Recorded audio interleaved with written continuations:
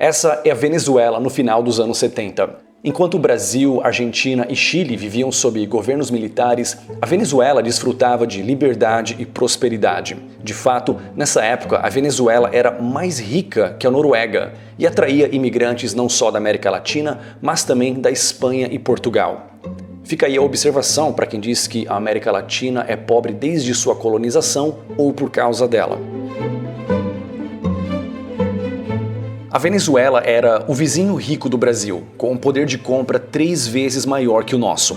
Assim como a Argentina, a Venezuela tinha tudo para continuar prosperando. Recursos naturais, uma população relativamente instruída, clima e paisagens atraentes para o turismo e uma economia que, até então, era aberta para o mundo. Mas, como vocês já sabem, o sonho venezuelano se transformou num pesadelo. Elections in Venezuela. Venezuela elevou o tono de seu operativo militar com Colômbia. Os protestos continuaram na Venezuela.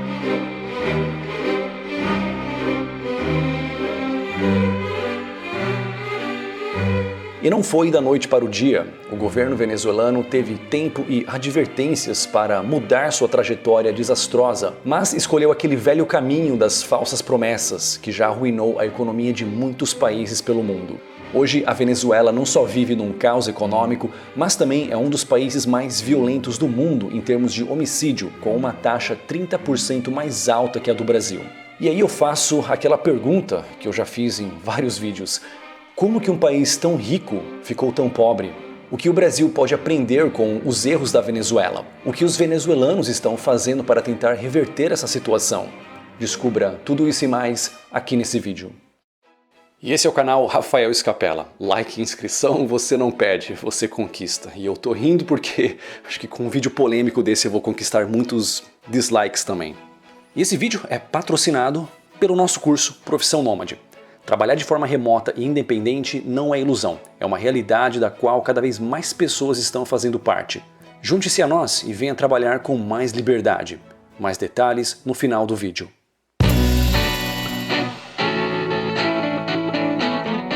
Já ouviu falar na expressão Venezuela Saudita? Sim, esse era o apelido que a Venezuela tinha em alusão à Arábia Saudita, por conta da riqueza do país com o petróleo. Acredite, no passado, a Venezuela já foi bem diferente do que é hoje. O país chegou a ser um dos mais ricos do mundo entre as décadas de 50 e 80, e recebia com frequência imigrantes de outros países da América Latina e até da Europa, que fugiam de regimes ditatoriais, como a Espanha. Naquela altura, a Venezuela surgia como um grande país produtor e exportador de petróleo, e ainda foi beneficiado pela Guerra de Yom Kippur e a Revolução Iraniana, conflitos que ocorreram no Oriente Médio e acabaram atrapalhando a geração dessa matéria-prima na região.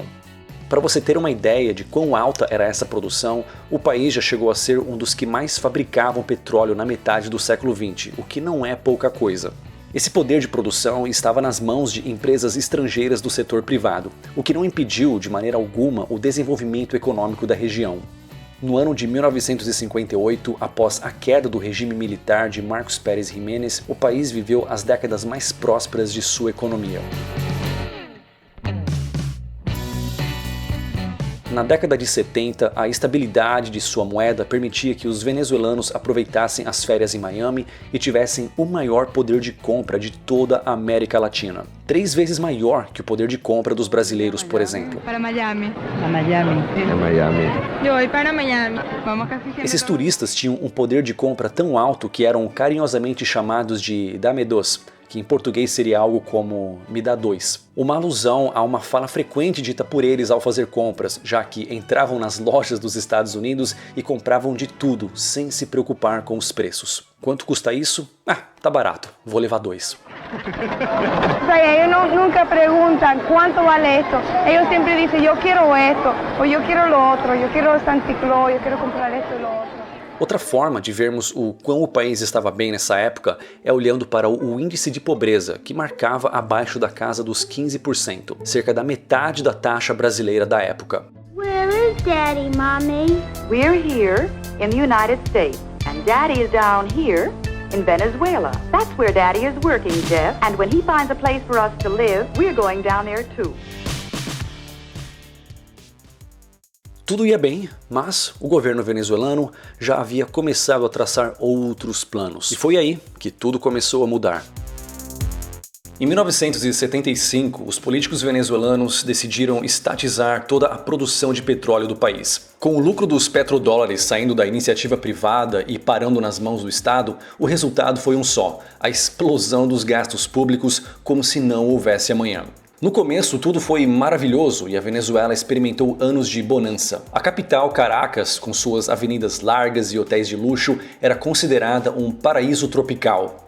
E o país era apontado como um oásis de prosperidade em uma América Latina tomada por ditaduras militares. O sonho foi se tornando um pesadelo pouco a pouco, quando o governo decidiu que seria uma boa ideia dar altos subsídios para a indústria nacional, com o intuito de substituir as importações por produtos feitos internamente. Em outras palavras, iniciou-se um forte corporativismo. Atenção nessa palavra, corporativismo, onde o governo escolhia a dedo algumas empresas nacionais para se tornarem monopólios. Esse período, que marcou o início do declínio econômico, foi marcado também pela ampla intervenção estatal na economia e proteção da indústria local através de medidas que dificultavam a importação, como regulamentação pesada, altas tarifas e até cotas de importação. Infelizmente, tudo isso soa muito familiar para nós brasileiros e para nossos irmãos argentinos. Até parece que eu estou me repetindo quando falo de países que trilharam esse caminho de intervenção e corporativismo. Mas qualquer similaridade não é mera coincidência. Mas, voltando à Venezuela, as consequências foram uma explosão nos níveis de corrupção, a ineficiência na produção de bens de consumo e um aumento galopante nos gastos públicos. Nos anos 80, a queda do preço mundial do petróleo também foi um duro golpe e a economia da Venezuela começou a dar sinais de alerta. E o que o governo fez? Ignorou a situação até 1989, quando uma enorme crise estourou, gerando uma grande onda de protestos que tomou conta da nação e ficou conhecido como Caracaço. Em 27 de fevereiro de 1989, ônibus foram apedrejados e queimados em todo o país, lojas, supermercados, shoppings e pequenos comércios foram saqueados. Gangues urbanas se juntaram à confusão para promover vandalismo, roubos e invasões de estabelecimentos. Os militares foram chamados para restabelecer a ordem, seguindo-se um massacre de grandes proporções. Um cenário totalmente impensável para o paraíso tropical dos anos 70. A situação ficou instável até 1992, quando duas tentativas de golpe de Estado aconteceram pelo então tenente-coronel Hugo Chávez, seguidas pelo impeachment do presidente Carlos Andrés em 1993. A instabilidade seguiu até 1998, quando as eleições daquele ano sacramentaram a Revolução Bolivariana e a eleição de Chávez. Uma nova constituição da Venezuela foi criada e o chavismo foi o início de uma série de políticas populistas de bem-estar social. Essa é a sociedade, se é que assim pudiéramos chamá-la, capitalista, que termina sendo uma sociedade violenta. É a lei da selva. Sálvese quem pueda. E este edifício? Es un edificio que tiene comercio privado de joyería. Expropiese. ¡Por Dios! This man just had his business taken. ¡Algo descarado! E o que acontece quando um governo faz redistribuição de riqueza na base da extorsão, ao mesmo tempo que ele impede a criação de riqueza na base da porrada? O dinheiro do outro simplesmente acaba, e aí políticos parasitocratas tentam resolver os problemas que eles criaram através de canetadas e, claro, impressão de toneladas de papeizinhos que mal servem para comprar papel higiênico. Pois graças a esses políticos, até papel higiênico faltava no país. É sério. Wow, miren este pasillo, es el pasillo del papel higiénico, está prácticamente vacío. Esta es una visita a un supermercado en Venezuela. Após o governo populista e socialista de Hugo Chávez, que terminou com sua morte em 2013, a Venezuela elegeu outro socialista que segue até hoje se perpetuando de forma suspeita no poder, Nicolás Maduro. O atual presidente assumiu o poder pegando uma forte crise econômica que se agravou com uma série de sanções e bloqueios comerciais que ainda persistem. A oposição e parte da comunidade internacional acusam o atual presidente de ser o principal responsável pela crise na Venezuela, que para muitos se agravou por conta da má administração e abuso de poder. Para se defender, Maduro afirma que a crise no país se deu por conta do imperialismo norte-americano. ¿Y quién desestabilizó este mundo de esa manera? El imperialismo norteamericano. ¿Quién más? O fato é que, desde 2013, a Venezuela passa por um grave problema chamado fome. A falta de alimentos afeta milhões de pessoas no país, e o salário dos venezuelanos é humilhante quando comparado com a nossa moeda. Em 2019, por exemplo, o salário mínimo de um venezuelano ficou na casa dos R$12. Nesse ano, a Venezuela teve a pior inflação da história, chegando a 9.585%. Atualmente, a inflação acumulada em 2021 já atingiu 155%. Entidades da oposição estimam que uma cesta de alimentos para uma família de 5 pessoas atingiu um recorde histórico de $289, uma quantia totalmente impagável para a maioria dos venezuelanos. Nos tempos de prosperidade, a Venezuela atraía imigrantes, mas hoje, em tempos ruins, o oposto acontece. Há uma diáspora de venezuelanos que migram para outros países. O Brasil é um dos países que tem recebido muitos venezuelanos, não só pela proximidade geográfica, mas também pela proximidade cultural. Assim como os argentinos, os venezuelanos são os nossos hermanos, só que do norte. Enquanto muitos migram, alguns retornam. Em 2020, nós ficamos alguns meses na Ilha da Madeira, e por lá sempre ouvíamos muitas pessoas falando espanhol ou português com sotaque espanhol. Esses são os luso-venezuelanos, filhos e netos de portugueses que migraram para a Venezuela durante as décadas de prosperidade, e agora retornaram com suas famílias. Nos anos 70, enquanto a Venezuela era rica, a Ilha da Madeira era pobre. Hoje, enquanto a Ilha da Madeira tem um PIB per capita de quase 20 mil euros, a Venezuela tem um PIB per capita estimado de 1.500 euros em 2020, ou seja, 10 vezes menor. Eu cito esse exemplo para que vocês se lembrem que a riqueza ou pobreza de um país não é algo fixo. Se tem algo que já ficou claro aqui nesse canal, é que muitos países pobres podem ficar ricos, ou vice-versa. Ok, que a coisa tá feia na Venezuela, isso todos já sabem, mas o que estão fazendo em resposta?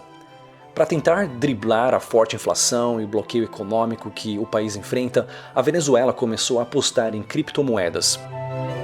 É o terceiro país do mundo que mais realiza transações com moedas digitais. O Petro, a criptomoeda criada pelo governo da Venezuela, ganha cada vez mais espaço, enquanto o Bolívar enfraquece. A moeda digital já é usada para financiar obras públicas a nível nacional e programas sociais. Comprar Petro, no entanto, pode não ser a melhor ideia do mundo, já que ele pode sumir a qualquer momento. A oposição de Nicolás Maduro já avisou aos investidores que o Petro se tornará inválido quando ou se Maduro sair do governo. Além disso, dado o histórico de hiperinflação do país, é claro que há dúvidas sobre a segurança e confiabilidade da criptomoeda. Uma alternativa mais segura que vem sendo usada de forma massiva pelos venezuelanos é o Bitcoin. Em novembro do ano passado, o mundo presenciou uma gigantesca quantidade de bolívares sendo trocados em níveis nunca antes vistos. Ao todo, foram movimentados 3,5 trilhões de bolívares, um recorde em toda a série histórica do país. Diante da impossibilidade de realizar transações em dólar devido às sanções dos Estados Unidos, o país deve continuar apostando nas moedas digitais para tentar melhorar o seu cenário econômico. Eu não preciso me aprofundar em como a Revolução Bolivariana trouxe consequências nefastas para o povo venezuelano, já que esse é um fato notório e conhecido por todos. Basta dizer que hoje 87% da população da Venezuela vive na pobreza. E o mais irônico é que o país, há algumas décadas, abastecia o mundo com petróleo e hoje sofre com a falta de combustível e com a falta de papel higiênico, como eu mencionei anteriormente. Assim como a Argentina, a Venezuela é prova de que de nada adianta ter abundância de recursos naturais com um governo corrupto, corporativista, gastador e populista. Infelizmente para os venezuelanos, os regimes parasitocráticos se perpetraram por mais tempo e ainda deram origem a um socialismo modelo século XXI, que é tão ruim quanto as suas versões anteriores. A falta de visão a longo prazo, o desprezo pelas instituições democráticas e a velha mania de redistribuir ao invés de criar riqueza são as principais lições da Venezuela para que o Brasil não siga o mesmo exemplo. Infelizmente, em nosso cenário atual, onde podemos ter uma eleição presidencial disputada entre dois candidatos com viés populista, a preocupação com o futuro do Brasil já é iminente. Parece improvável que nosso país trilhe o caminho da Venezuela, mas com esse passado de riquezas, em quão pouco tempo tudo se destruiu, é bom ficarmos com os dois olhos bem abertos. Quando eu disse que ia fazer esse vídeo da Venezuela, alguns de vocês comentaram que nem precisava, pois todos já conhecem a história. Mas, caso eu ainda não tenha sido claro sobre o porquê do colapso da Venezuela, então vamos dar nome aos bois. Corrupção, corporativismo e o nosso velho amigo socialismo, a ideologia que diz que vai tirar do rico e dar para o pobre, mas que no final acaba tirando do pobre para dar ao rico. Quem duvida disso? É só olhar o quanto que políticos corruptos e seus empresários corporativistas enriqueceram enquanto a população mal tem comida e papel higiênico. Não é a primeira vez que um país passa por isso e infelizmente não será a última. Como vocês viram nos vídeos sobre a Estônia, eles aprenderam a lição. A Geórgia também e outros países que eram parte da União Soviética aprenderam a lição. Não adianta querer redistribuir riqueza sem antes criá-la, e a melhor forma para criar riqueza é através de trocas voluntárias, livre concorrência e direito à propriedade privada. Em outras palavras, o tão demonizado e mal compreendido capitalismo. Enquanto alguns países aprenderam a lição, nós aqui na América Latina culpamos a coisa errada. A culpa é da colonização, ou a culpa é do capitalismo malvadão, ou do imperialismo norte-americano, ou o meu favorito, que com certeza vai aparecer aqui nos comentários. Ah, o socialismo de verdade nunca foi aplicado.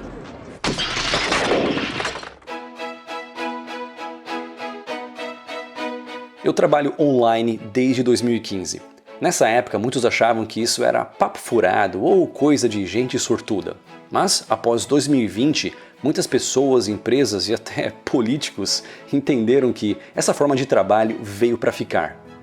Aprenda como construir um portfólio irresistível para clientes e empresas, como ser um freelancer de sucesso, como criar campanhas de vendas e muito mais com o nosso curso Profissão Nômade.